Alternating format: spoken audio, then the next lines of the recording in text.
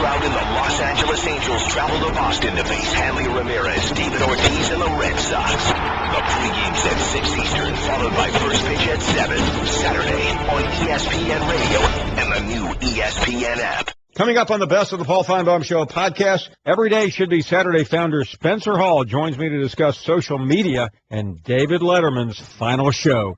Jeremy Crabtree checks in with the updated 2016 recruiting rankings and tells us why the talent in Louisiana has made Les Miles' hot seat even hotter. Plus, your phone calls. It's the Best of the Finebaum Show podcast, and it starts right now.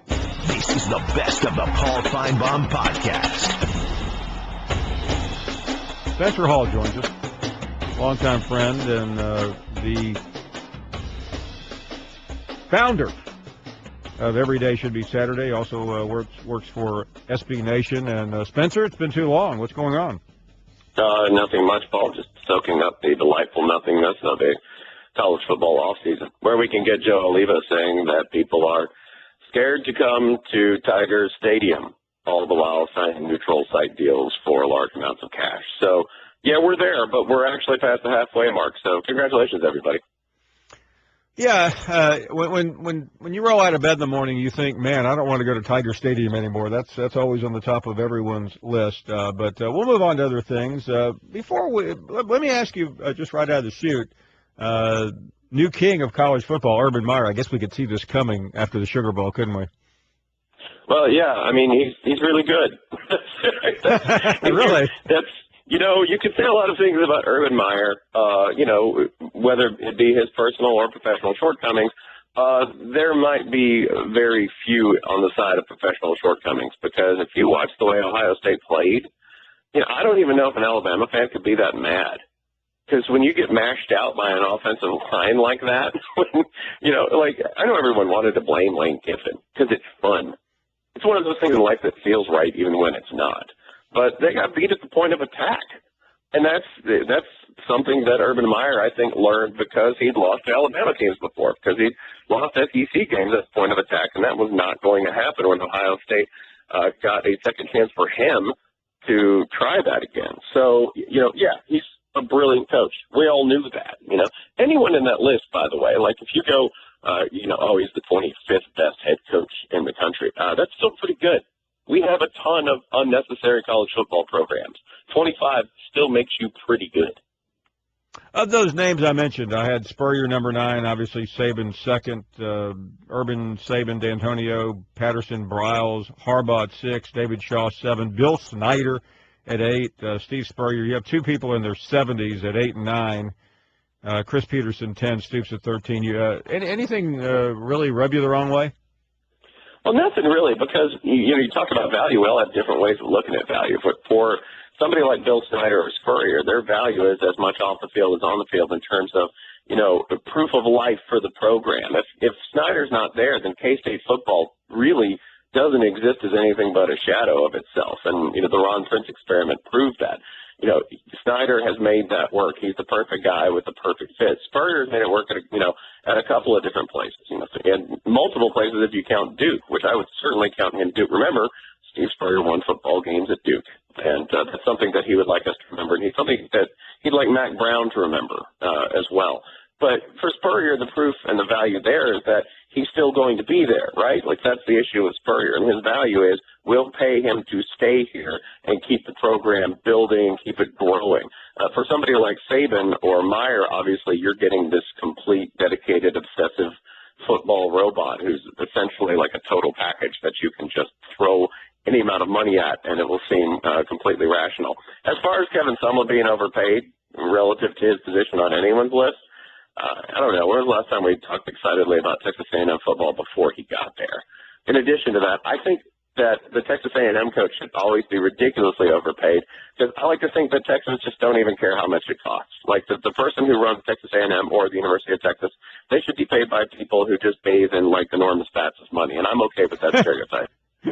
Talking to Spencer Hall about serious subjects, we'll get off that track pretty quickly. I do want to talk to you a little bit about the whole world of social media and the internet. I mean, I'm not going to say you invented the internet. We all know Al Gore did that. but you were pretty close. You were out there, at least in the sports genre, particularly in college football. Talk about, not to act like this is your last day as it is David Letterman's, but what was it like in the early days when you were swimming in these toxic waters? Well, they're still toxic. It's not like anybody. It's not like there's any sort of growing authority out there making things better. It's still the internet. It's just a lot bigger. And the odd thing is that I think in the beginning days, which this takes you back to 2005 or so, 2006, that if you wrote about college football, or if you were a college football person on the internet, you had a website. This was pre-Twitter. This was, it wasn't, I'm pretty sure it was pre-Facebook, or at least Facebook is like a large, influential kind of thing.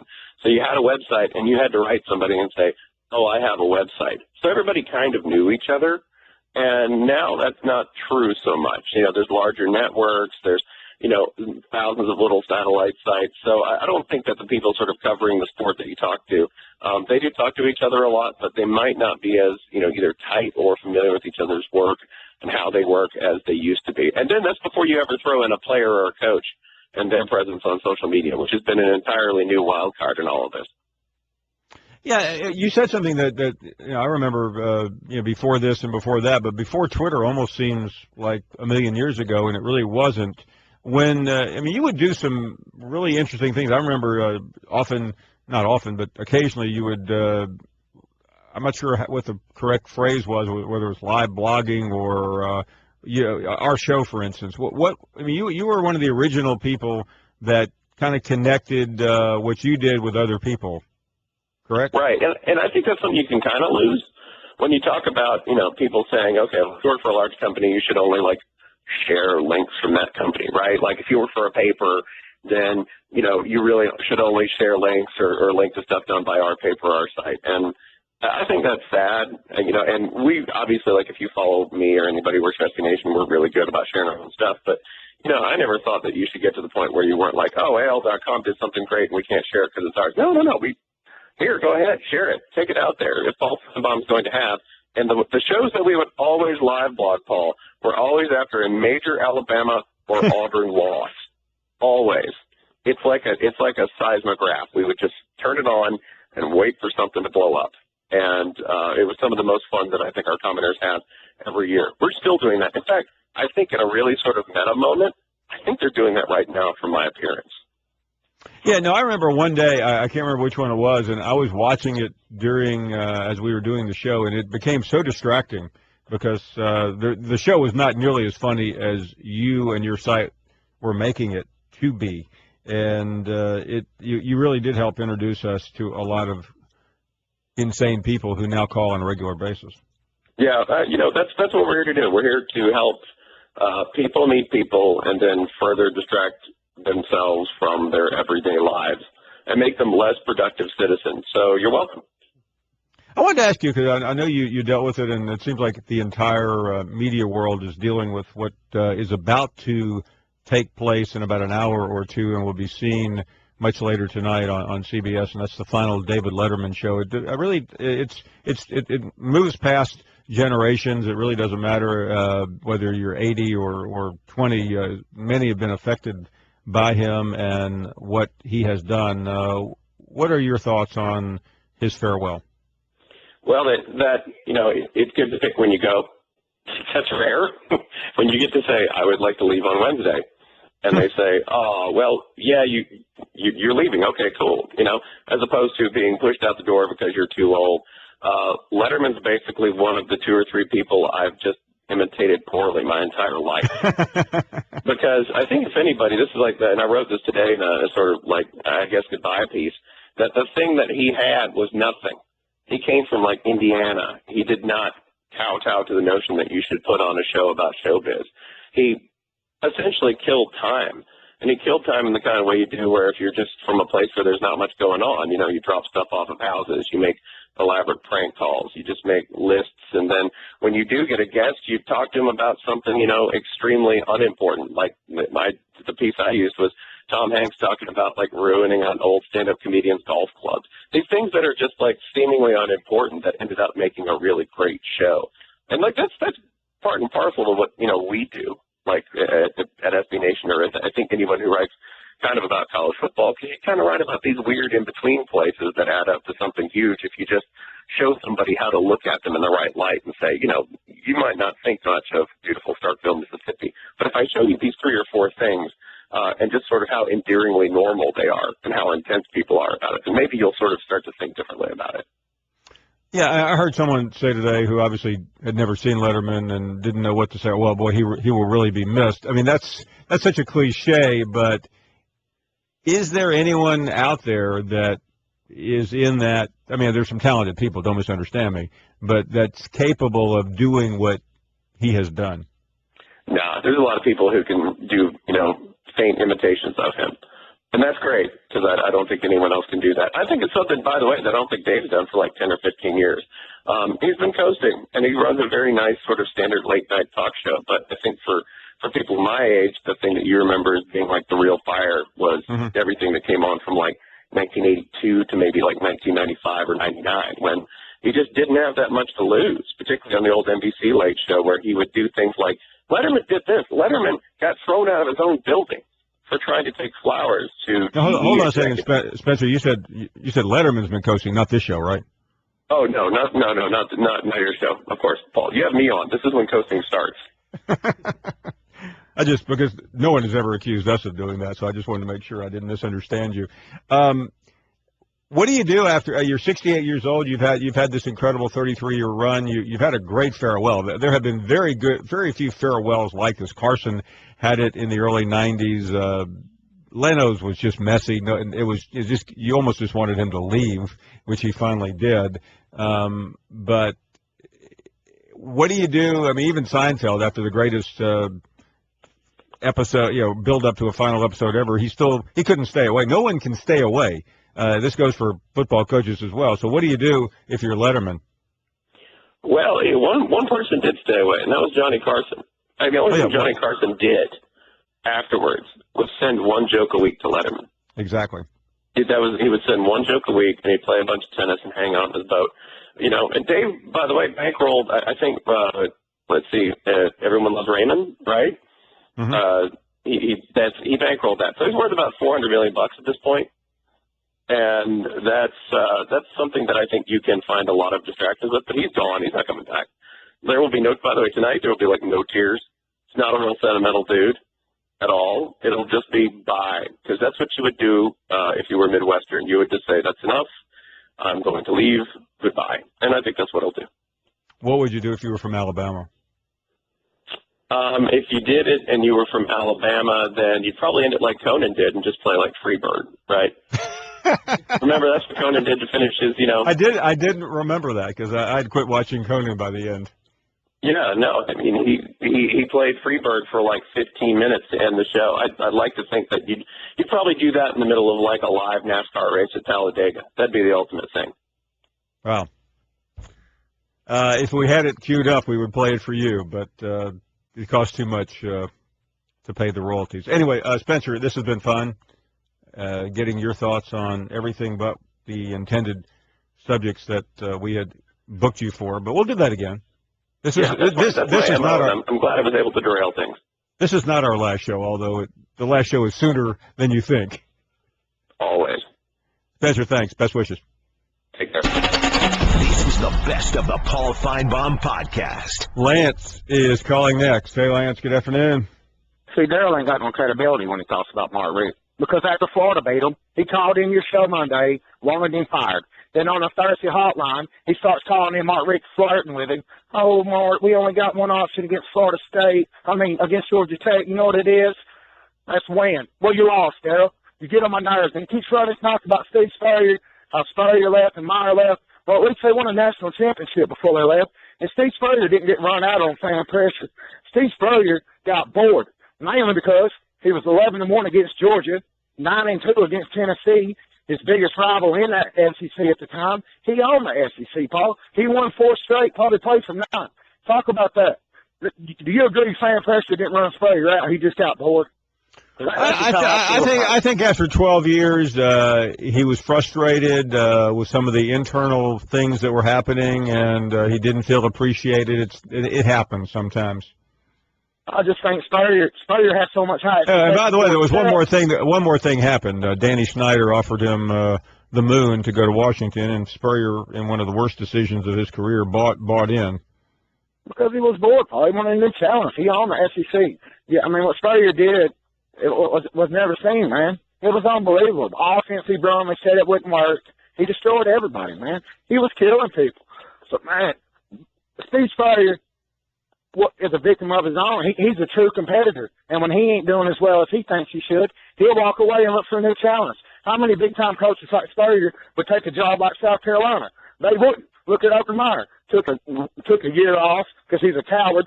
Took the Bobby Bowden road, the easy way out of the SEC. That's a coward, man. Spurrier took a job where nobody won before because he wanted to do something that's never been done. He ain't a front runner like some of these other big-time coaches looking to move up. He could go anywhere and win. Imagine if Spurrier was at Georgia. Good Lord, Paul. I just hope they keep Mark Richt because I'm scared to death if they ever do get a coach. And I'm going to have to quit bringing up James Franklin because I'm scared they're going to hire him, Paul. But tell me this about Les Miles, Paul. Even if he goes 8-4, nobody's going to fire Les Miles in LSU. That's ridiculous. I just don't see it. I just don't see it. I think it's all a bunch of talk. I know it's the off season, but that's just hot heads talking, man. There ain't no truth to that. The man can go 6-6 and keep his job. I really believe that. I totally disagree with you, but that's okay. This is the best of the Paul Finebaum podcast. Geico presents Strange Saving Stories. Astronomers detected an interstellar transmission. It stated, Geico, 15 minutes could save you 15% or more. The implications were staggering. Was the cosmos telling us we could all save hundreds on car insurance with Geico? Or did their radar merely pick up a signal from the nearby Rufus and Clyde's morning show? We may never know. Geico. 15 minutes could save you 15% or more on car insurance. This is the best of the Paul Finebaum podcast. We've talked about this coaching ranking, and sometimes these things are interesting. Sometimes we just get worn out. We did the SEC list the other day, but we'll talk a little bit more about this national list. This is the same group that we've been talking about all week, The Sporting News. And number one is Urban Meyer over Nick Saban. You could see this one coming. I don't think it's a big surprise. Is it a blow to Saban? Some would interpret at perhaps the beginning of the end. Some would say being number two isn't that bad. Some would say it's ridiculous. D'Antonio third, Gary Patterson 4, Art Briles 5, Jim Harbaugh, who has never been a college head coach other than his run at Stanford, not in the Big Ten. He had a nice run at Stanford and then beat Pete Carroll out there in 2 dramatic games. He is in at 6. David Shaw, who replaced him at Stanford, is at number 7. Bill Snyder 8. Steve Spurrier 9. Steve Spurrier at 9. What do you make out of that? Chris Peterson 10. Stoops 13. Brett Bielema is 15. He's won 2 SEC games. Pinkel at 16. Les Miles 18. Jimbo Fisher 19 with an undefeated national championship and an undefeated regular season and a loss in the college football playoff. Charlie Strong at 20. Gus Malzahn, 23. Hugh Freeze, 25. Mark Richt, 26. Kevin Sumlin at 36. Butch Jones at 40. You have Dan Mullen at 50. So that is the list. You agree with Urban over Spurrier? Over Saban? Yeah, I mean, especially after last year's Sugar Bowl. But I think what they did at the Sporting News office is they just blindfolded each other and threw darts against the wall. And this list is downright laughable. To have Charlie Strong at number 20, 30 spots ahead of Dan Mullen. What has Charlie Strong done? He's done absolutely nothing. Chris Peterson. Oh, good for Boise State. I respect their win over Oklahoma. How long ago was that? And he's at UW now. Good for Chris Peterson. Bill Snyder. Last time I checked, Gus Malzahn at number 3 went into Manhattan, Kansas, and beat him last year. And he's got Bill Snyder, one of the an iconic head football coach in college football, but number 8 is a little high. I do like David Shaw at 7. Harbaugh, that's just a big name in there at number 6. To have Dan Mullen at number 50 behind guys like Mike Leach and Pat Fitzgerald and Matt Wells at Utah State, what a slap across the face. I mean, it's like these guys have never watched college football in their life. This is the best of the Paul Finebaum podcast. A lot of conversation about the fact that Nick Saban no longer considered the best coach in college football. When was the last time that thought was uttered? Probably 2009, when Nick Saban beat Urban Meyer into submission in the 2009 SEC championship game, and Urban stepped down not long after that. 855-242-7285. Still kind of weird to see Nick Saban ranked number 2 among coaches behind Urban Meyer. I'm sure, Larry, you agree with that, don't you? Man, what are you talking about? This dude, what is he smoking, man? Where does he live, in Colorado? Come on. You know, I mean, I can understand Miles On being number 25. I'm surprised he's that high. Oh, man, but you know what? Hey, this guy is a loser. I mean, he comes on here, everybody's trying to get something out of Saban, dude. Who are you saying is a loser? That dude you dug out of the woodwork or dug him up out from under a rock that was on. I don't remember his name. What's his name? The guy that did the list? Yeah. Matt Hayes. God, man, he's mad. He ought to be on the doorstep. I want to tell you something. That Rich from California, Paul, yesterday, said he loved to hear Tammy scream. This man ain't taking care of his homework, Jack. I mean, if you want to hear her scream, something's wrong with you and you're a Bama fan. But I'm going to tell you something. Saban's going to be number 1, and we coming back. Yeah, Urban Myers, you're right. But Saban kicked his butt and run him out of Florida and run him up north, and he slumped into beating us. We had an injury. You mentioned it. But I ain't going to whine on that. But Bama will always be number 1 in the state and the country, Paul. And Saban is so close to Bear Bryant, and we're going to make it, Jack. And that's from Ed from Nantucket. There you go, Jack. Tyler is in Mississippi, and you are next up. Hey, Tyler. Hey, Paul. How are you? I'm well. Thank you very much. Yeah, I just wanted to call in about this list of everybody talking about, the rankings and everything. How in the world do you get Hugh Freeze, my guy at Ole Miss, all the way down at number 25 after everything he's accomplished, coming from Arkansas State, turning that program around and bringing Ole Miss into the national hunt, in just a couple seasons? Like, I don't understand how this list gets made and what they're ranking. What are their criteria for who's, number 1 to number 50? Well, let me say this. People who do these polls, and I've done them, you try to factor in many, many things. You look at longevity, you look at impact, you tend to weight it very heavily toward what you've just seen, which I don't like, although the outlier of that is Steve Spurrier, who had a terrible season and is still ranked number 9. So I'll give them credit for that, whether you honestly believe that Steve Spurrier is one of the 10 best coaches in the country anymore or not. Overall, the course of his history, he is, but I would have a hard time saying Spurrier we should rank number 10 right now in the country. Well, how about Harbaugh being on there? You're talking about longevity and impact. He hadn't even coached the game yet. Well, true, and you forget he was out at San Diego, and then he went to Stanford. He did a great job at Stanford, but I agree. You're really taking a flyer on Harbaugh right now as a top 10 coach. Yeah, I don't know. It irks me when I heard my guy Hugh Freeze all the way at 25 with everything that he's done, and I'm no Mississippi State fan, but to have Mullen all the way at 50, it's just kind of laughable to me. Thank you very much. Really nice of you to call, and I will tell you these are tough things to do. I'm not defending them, but I will say that the top 10 is interesting. I have no argument with the top 5. I think Art Briles and Patterson deserve, and D'Antonio, these are all great coaches, Saban, Urban Meyer. You can quibble. I would have Saban first, Urban second, but not by very much. Where I do quibble, and John mentioned this, Bill Snyder at 8, that's a Lifetime Achievement Award. He's not one of the 8 best coaches in the country right now. Spurrier at 9, one of the top coaches of all time. He's not one of the top 10 coaches in college football right now. I'm sorry. Peterson agreed. Stoops at 13, a total joke. I mean, Bob Stoops is a complete and total fraud as a top 10, top 15 coach right now. There's nothing in the last couple of years other than the win over Alabama that would indicate that he even has a clue how to get to the stadium on time, let alone be a top 15 coach.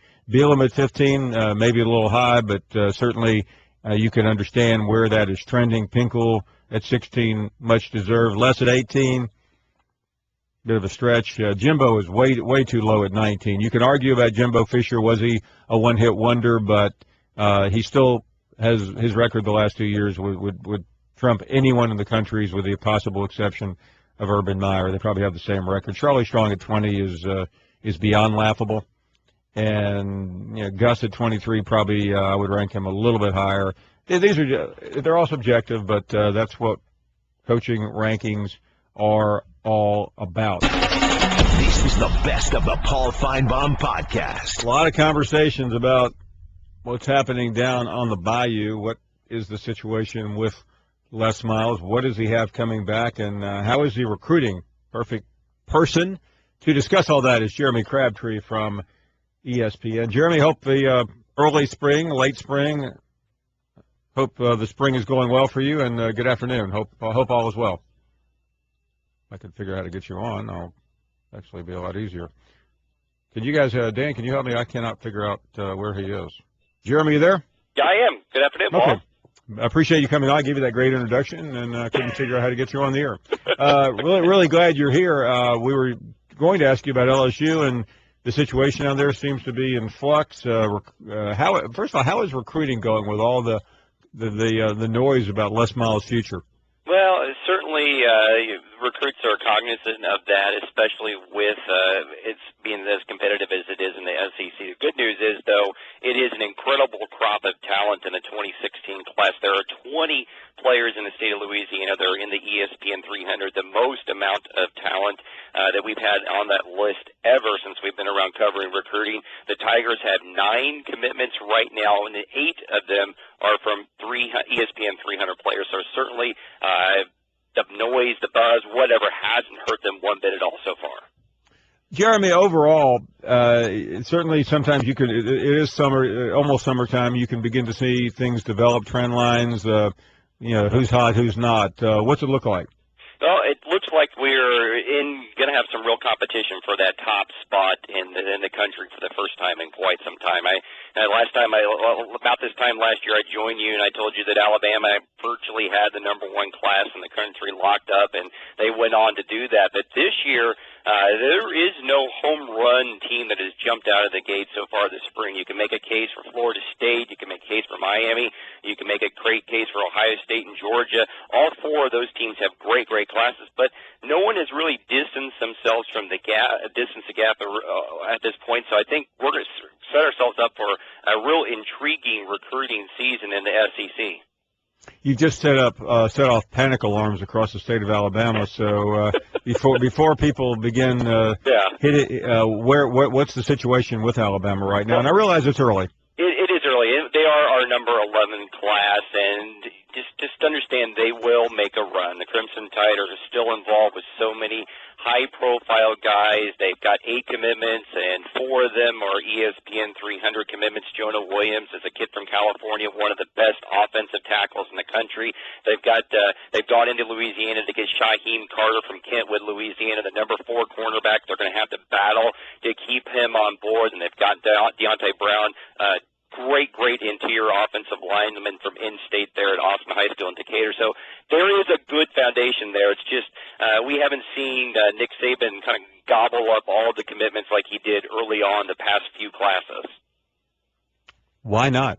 I just think this year's crop seems to be a little bit more different than the past few classes. We've seen so many other high-profile guys in the 2015, 2014 classes run out there and say, hey, we're going to make early commitments, but a lot of the high-profile players, only 1 in the top 6 have made their decision so far. And in that top 25, more than half the top 25 guys are still on the board. I just think a lot of these guys at Alabama and a lot of these SEC schools are after at the top of the list just haven't for one reason or another, made their decisions this year.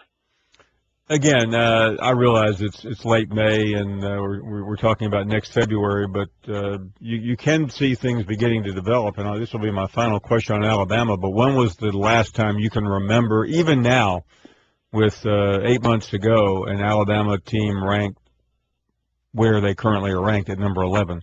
It's been a long time, as far as I can remember, to tell you the truth. Again, I think they'll make their run. And we've not talked about Auburn at all yet in this top group yet. We've only got our rankings out in the top 15, and they're not in there. But I fully anticipate the two teams from Alabama making a run. Alabama has too many high-profile prospects looking at them, and there's still a lot of good talent on the board in the state of Georgia looking at Auburn. That we'll see both those two teams compete, and the writing's going to be on the wall there. I think Alabama will have a top 5 class. They're just not there at this point.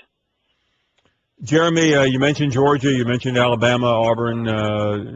Georgia seems to be trending in the right direction. What's going on there?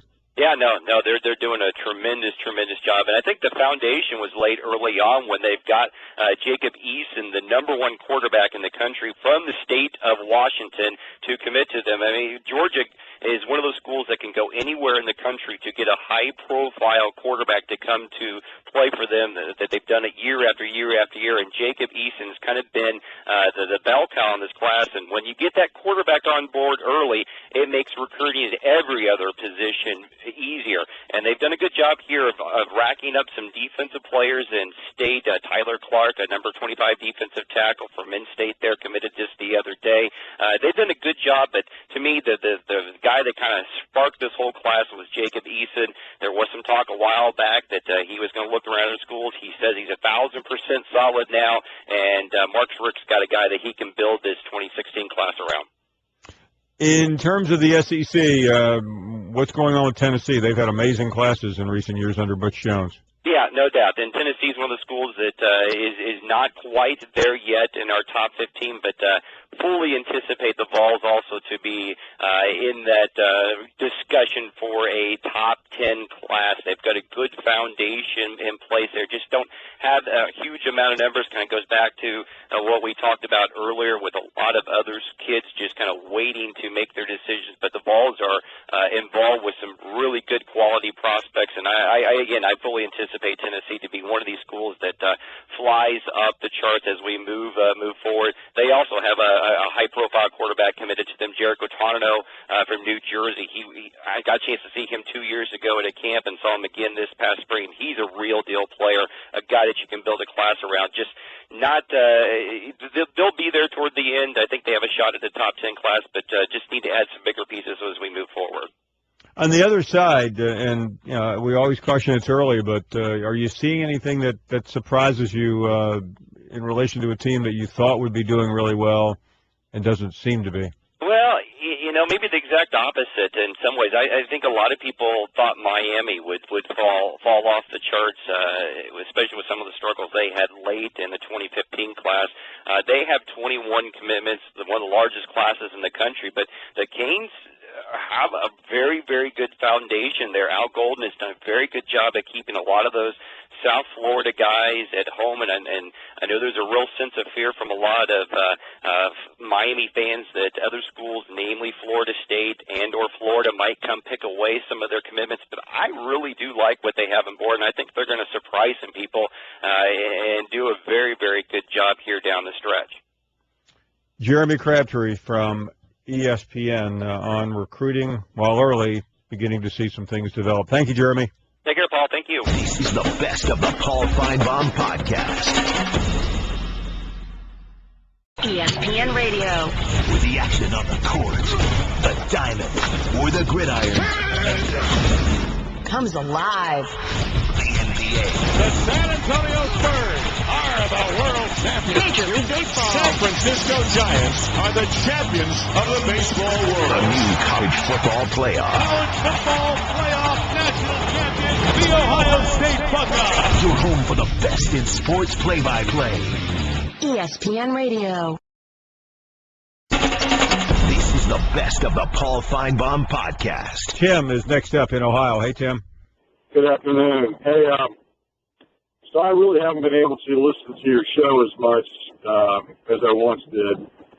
And prior to Ohio State's run to win it all last year, whenever Meyer's name would come up, a lot of your callers would go down the road of, well, he really isn't any good. He only won because he had an historic college quarterback in Tim Tebow, and he had Charlie Strong calling the offense or defense, and he had Mullen calling the offense. And once all that went away, he was exposed to how an average coach he is.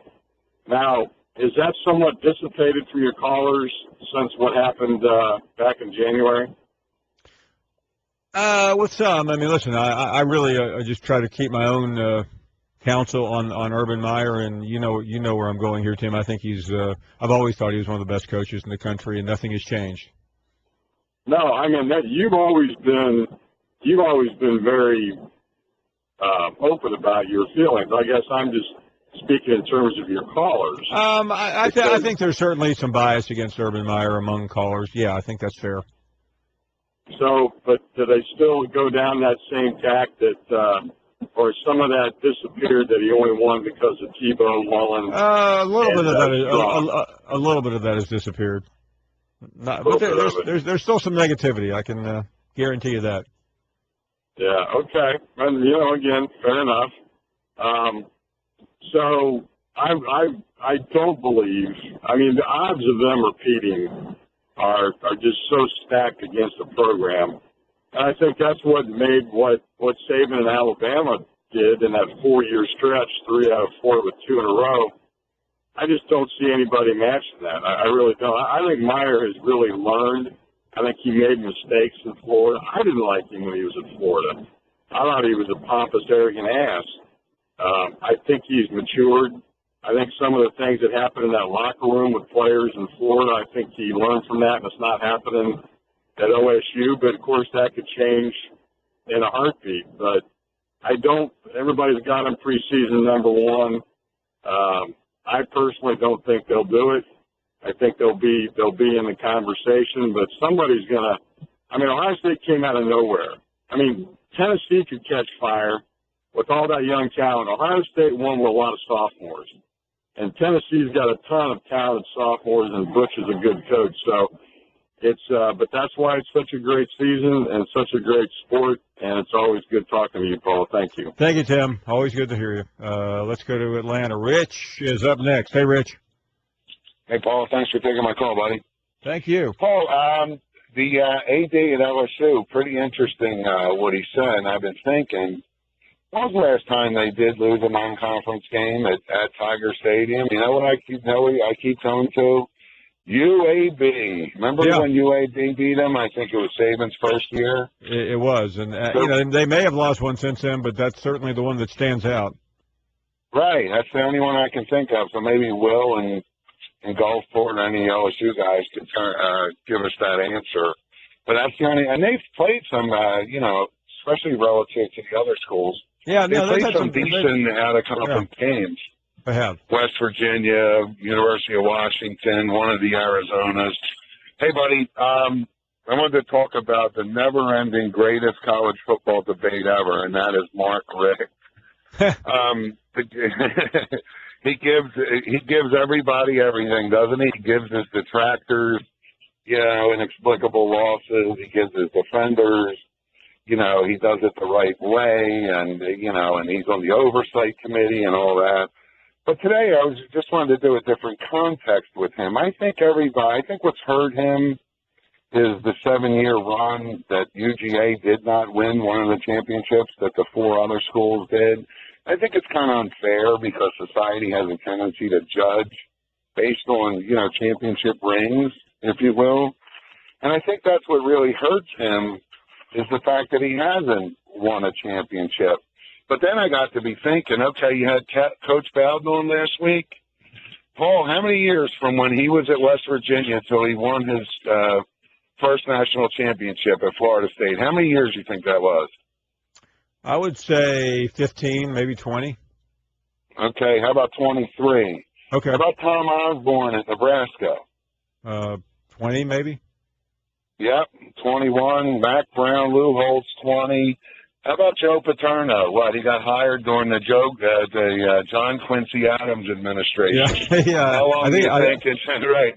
I think it was 137 years. 137 years. I don't remember John Hayes' forefathers calling up and screaming for Joe Paterno to be fired. I think John's great-great-grandfather did. Right. Yeah, well, he hired him. Then you got Beamer, Schembeckler. There's a whole list of unbelievable coaches that never won a national championship, and they're not painted the same way. And then conversely, you have guys that have won one, fair and square. Gene Chizik, Bobby Ross at Georgia Tech, McCartney at Colorado. These guys have won national championships. So are they better coaches than Mark Richt? I mean, it's just a fascinating debate with this guy. It never ends. Yeah, I mean, Mark Richt is right now one national championship behind Vince Dilley, but Vince Dilley is pretty much the Pope of the state of Georgia. Right, he's revered. So, I mean, I don't know. That's all I wanted to say. I will say this, though, Rich. Mark Richt is tied with another famous Georgia graduate, Pat Dye. Yes, exactly. Well, he was better than Bear Bryant, according to Tammy. But again, I mean, he gives the defenders everything, and he gets his detractors everything. The guy's naked. He's unbelievable how black and white he is, and it's just a fascinating argument, and it's continual. And the guy yesterday said that he was one of the most overrated coaches in the last 10 years. I mean, really? I mean, that's pretty unfair, isn't it? But he gives people that, and that's why it's a great debate. But no, Mark Richt is not one of the most overrated coaches. I think Kirk Ferentz has already retired that trophy.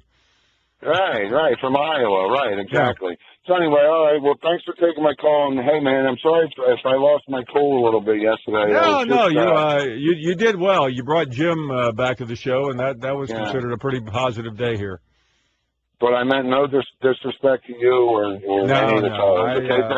I have spent the morning researching Saban's record, so the next time someone calls and criticizes Saban, I'm ready to go. This is the best of the Paul Finebaum podcast. Chris is next in Ohio. Hey, Chris, thank you.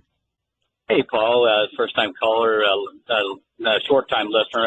I'd moved down to the southeast, and you guys have just picked up down here in the Pensacola and Panhandle area. So, but I know you're a big Alabama guy and Nick Saban guy, and I just wanted to, answer that the meat chicken guy that called in a little bit ago, saying that they're going to handle us Buckeyes, as he called us, the Suckeyes.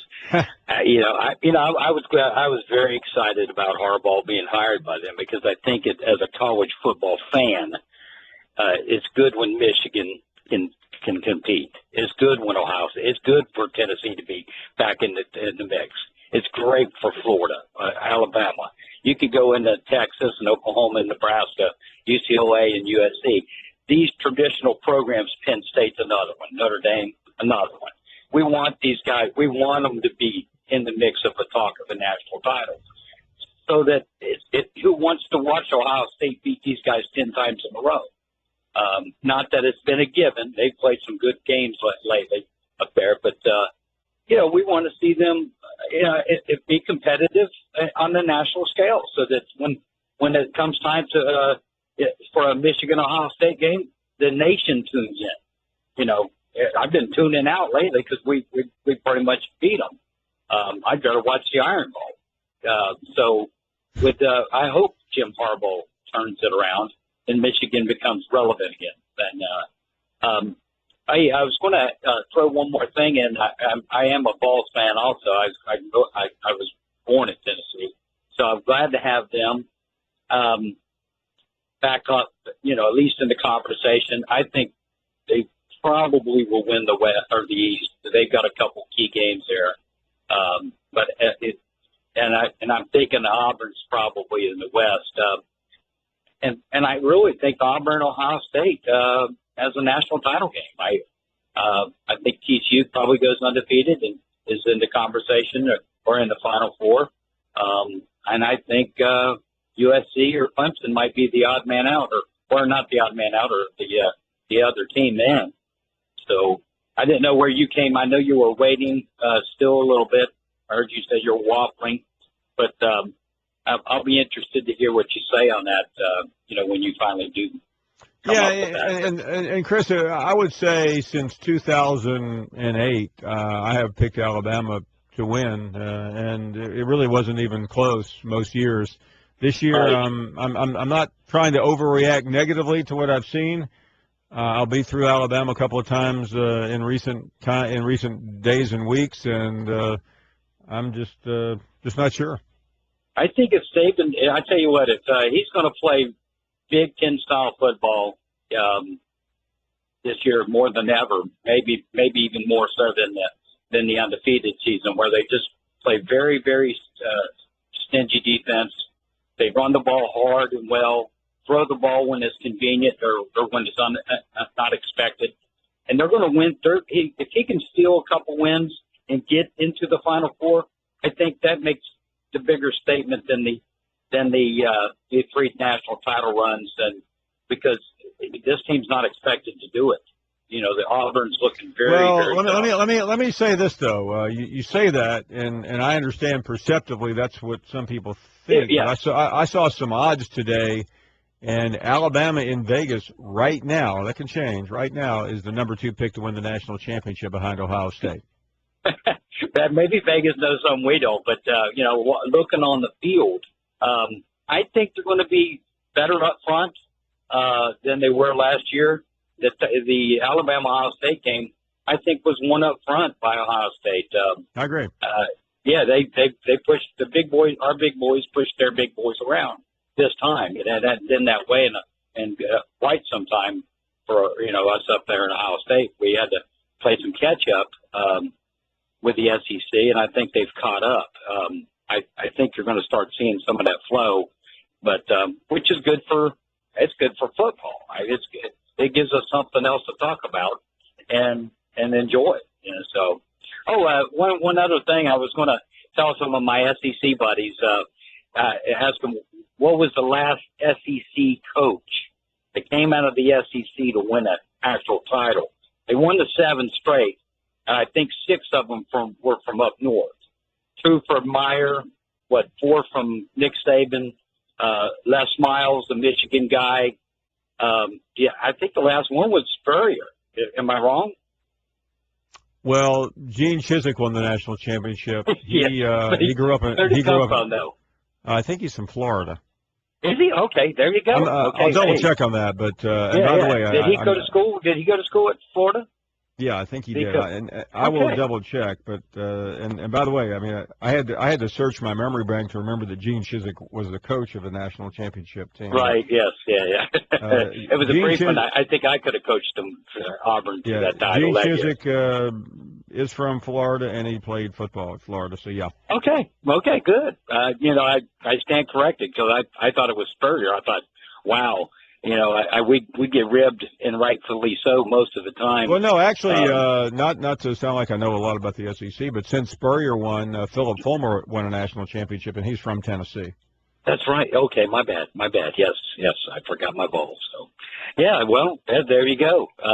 I think a lot of these guys are good coaches from all over, and there is some very good football played on the West Coast. I stay up late and watch some of the West Coast games. They're very exciting. They don't play our style of football, but, it's football, and it's really, really good. So, hey, Paul, it's been great. I'll keep listening. Thank you. And, keep some of them, the entertaining callers, the moron guys. I guess keep putting them on the air because it's funny anyway. So, hey, good to hear from you. This is the best of the Paul Finebaum podcast. Let's check in with Rick, who is up next. Hey, Rick, thanks. Good afternoon, my friend. Paul, this is the first-time caller. I live here in the South. I got married here about 10 years ago, originally from Dayton, Ohio. Well, glad to hear from you. Let me get this right, Paul. They're telling me that Urban Meyer lets these kids do whatever they want to do. But when Nick give them a second chance, or when my guy at Georgia, the lenient coach, he gives them a second chance, it's all right. Paul, you can only mentor these kids. They're going to do what they're going to do. You can lead them to the water, but you can't make them drink. You know what I mean, Paul. Come on now, let's be for real. No, I do know what you're talking about. It's a train. It's on the track. Alabama better get off. Everybody always talking about when Ohio State, they played nobody. Let me tell you this, Paul. Let me get this. This is factual. See, Alabama don't want to see the truth. They don't want to look at you, but I'm grabbing them by the shirt collar. Chunks, here's what's going down. Here's what that happened. We played USC when USC was good. We ain't talking about the bowl game, Paul. We talking about what Rick, hold on. I want to make sure I understand what you're talking about here. Your point is what? Hey, let me finish, Paul. Let me finish. I'm a ramble, but I'm gonna drop something down on Alabama called truth that they don't like to hear. They run from it.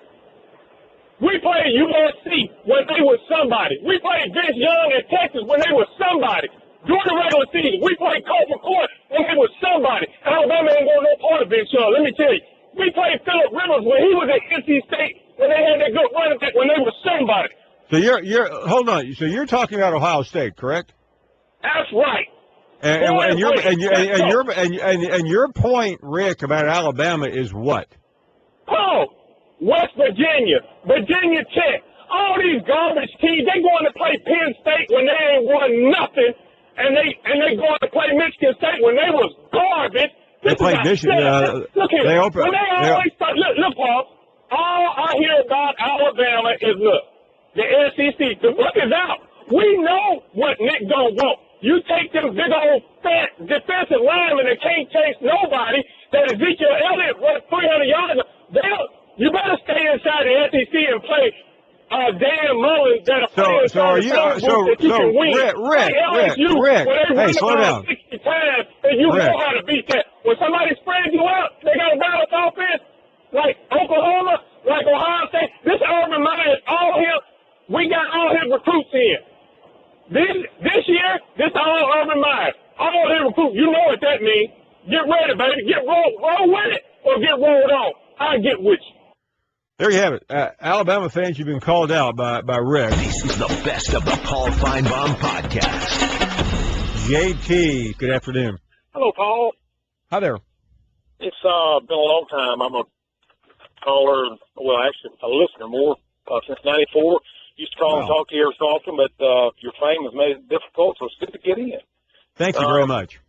Well, I got a myriad of things I'd love to talk to you about. I don't have time, but to Ohio State fans, I guess the short thing is come on in. The water's warm. I've got a lot of friends up there spend a lot of time in Ohio on business. They've got a good program. Played them over the years, but I don't think that if they were honest, they wouldn't want any part of Nick Saban and Alabama every year, year in, year out, coming off of whomever they may be coming off of, Michigan, if they were in the West, LSU. Alabama has been beaten a few times over the last few years, and I've been in most of the games. And every game except for a few, it took everybody's very best game. I mean, it took, even Ohio State, that game was close for a while and there were some plays that happened that they couldn't go back undefended and make. They're great football plays. So Alabama gets everyone in the nation's best game, and we should because we are the best. But these guys want to talk. Call me back in 5 years, and let's see how you're doing. And let's see how you stacked up in the playoffs when you've, now that Michigan's getting better and the Big Ten's getting better. So maybe they are going to be like the SEC, and we'll just see how they can stack up when you got to suit up and play football every week. And Alabama has to do that every week, get everyone's best game.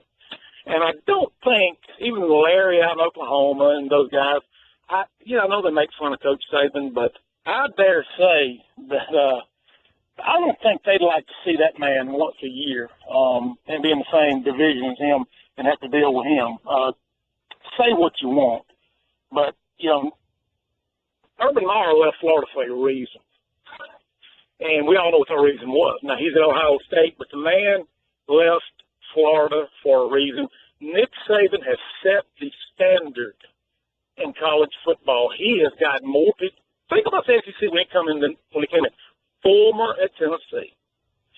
Coverable at Auburn. I can't remember who was at Mississippi State. Can't remember who was at Ole Miss. We've, a rising tide floats all ships, and that's exactly what Nick Saban has done. He has made everybody better. He has single-handedly made the West better because he's put people to work. He's put fan bases to work. He's put donors at other schools on notice. If you want to play with me, you better get your checkbook out. You better get facilities. You better get good coaches. You better step up. So you guys sit back and throw rocks at Nick Saban, but he is the gold standard. They know that. And that's about all I have to say. I just invite him to call back in 5 years. Nick Saban's not going anywhere. He's right here. He hasn't forgotten a thing. And we will see over time. We're going to lose some games. That's just hell. If we didn't, it wouldn't be fun. But we will see. Time will tell, and we will see how hard they're willing to work. Because Nick Saban has proved he does not mind working. The man loves to work. So you better gird your loins, you better tighten up, and you better be willing to do it every year, 365 days a year for the next 10 years, or you will get your lunch eaten by Alabama and Nick Saban, and that's a fact. Oh, you know it is. You know he has set the standard in college football. I mean, Nick Saban has single-handedly come back into the NCAA, and look at all the programs. Look at all the programs that are chasing him. So, get everybody's best game. Get everybody's best game, Ohio State. And look at Auburn. He's made Auburn better. Chisholm won a national championship. Gone. They've got a good coach over there now. But we'll see. We'll see how all the Johnny-come-latelys do. We will see. Thanks, sir. Larry is up next in Missouri. What do you say, Larry? Hey, Mr. Finebaum, how you get along today? Okay. Hey, great. Hey, I tell you, I don't get off on these polls. I mean, big game Bob for 13. I don't know if that's correct or not, but I do know this: he's won every BCS game and that's the championship bid and a whole bunch of other things. So I don't need no poll to tell me he's done pretty doggone good. Hey, too, I'm sorry to hear about Daryl's heartburn. If he'll pop a couple tums and maybe avoid Florida reruns, he'll probably feel fine. But I do want to say something out now. Let me preface this with Rich from Atlanta is a good friend of mine, but yesterday he went on this wild tangent about something that I'd said, which actually I didn't say. I never said Alabama backed into 3 national championship games. What I said is under the current, Shorty was complaining about the bowls. I said under the current system, they won't be able to back in on the Alabama name alone, which they would have done this very year in the old system. I mean, that's not an opinion. That's a fact. People don't call this show to listen to Phyllis, Ironman, and Tammy break down Pat Sullivan's throwing mechanics. It's a show about opinions. I welcome each and every one. And as far as Teddy, here's the deal. I talk sports. Teddy talks Teddy. Now, he finds himself compelling. I find him boring as hell. But he did say one thing yesterday that I agree with. He's explosive. When you get to his age, the only explosiveness you got from you sitting on the toilet. Thanks, Paul. Better son. Jason is up next. Good afternoon, Jason. Hey, Paul. I was calling about the Ohio State deal, man. Urban Meyer did not beat a number 15 opponent in his career at Ohio State until this year in November when he beat Michigan State. Up until then, he had played all lay-me-downs. They hadn't beat a top 15 opponent since his term at Ohio State. So how in the world this man can be compared with what he's done at Ohio State to what Nick Saban has done at Alabama is beyond my belief. And the guy who was talking all the smack about Alabama saying he's going to grab us up by our shirt, man, if Alabama was in the Big Ten, we would be undefeated 7 years now, not just 3 like Urban Meyer says he was. It's ridiculous, Paul, that the guy from Ohio State wants to pick and choose stuff that has absolutely no relevance. I bet you $1 this. I bet you that we want to play them a whole lot more than they want to play us. And we would take a year-to-year game with them, home at home, and he wouldn't do the same with us. We done run him out of the SEC once, and the only reason he's in the Big Ten is because he don't have to play us there. And if he had to play us every year, he would be gone from there. And that's it, Paul. I'm dropping the mic. Larry is up next. Hey, Finebaum, man, what about these Buckeyes? Hey, a blind hog can find a Buckeye once in a while, Jack. Listen, this guy brought up 2002 national championship. Let's talk about that. Players that were on the field that were thugs, swapping dope and stuff for the memorabilia. Really? And then when Ohio State won a national championship, they're in the streets burning down cars, acting like fools. Hey, man, y'all can have all that, you bunch of Yankees. You got two sitting in your control room. They know how the Yankees do. Now, this is the roll tide, Jack. So the big bull elephant, when he comes after you, hey, we are the national championship contenders and always will be. Roll Tide. Roll Tide. Jerome is up next. What do you say, Jerome? What's going on, Mr. Finebaum? Hey, listen. I tell you, I-Man phone, hey, his phone call broke up like his team gonna break up this year, Finebaum. You hear me? He come out the gate trying to take shots at Alabama and get on the Tide fans. And listen to me, Paul, his team gonna come out the gate and just the wheels gonna come off. You hear me, Finebaum? What they can do down there in Auburn is get ready to take pictures of all the faces Muschamp gonna make when the defense come out the sideline because they done messed it up. And Paul, as far as the Big Ten, check this out. Let me tell you something, Finebaum. We don't give a crap about the Big Ten. Listen to me. Urban has done it. Give them walls. Give them kudos, Ohio State. What they do? You knocked off the Tide, Paul. They knocked off the greatest, Finebaum. You don't get a chance to do it again. Anytime you knock off the Tide, Finebaum, you get shot into the atmosphere.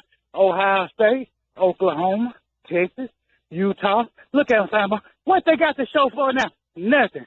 Ohio State, Andy, Urban, we're coming to get you. And when we get our hands on you, we're going to whoop your ass. Roll Tide and have a good day. Thank you for listening to the best of the Paul Finebaum podcast. Tune into the Paul Finebaum Show every day from 3 to 7 Eastern on the SEC Network or on the ESPN radio app. The Texas Rangers into the Bronx to face Alex Rodriguez, Mark Teixeira, and the Yankees. The pregame's at 7 Eastern, followed by first pitch at 8, Sunday on ESPN and on ESPN Radio.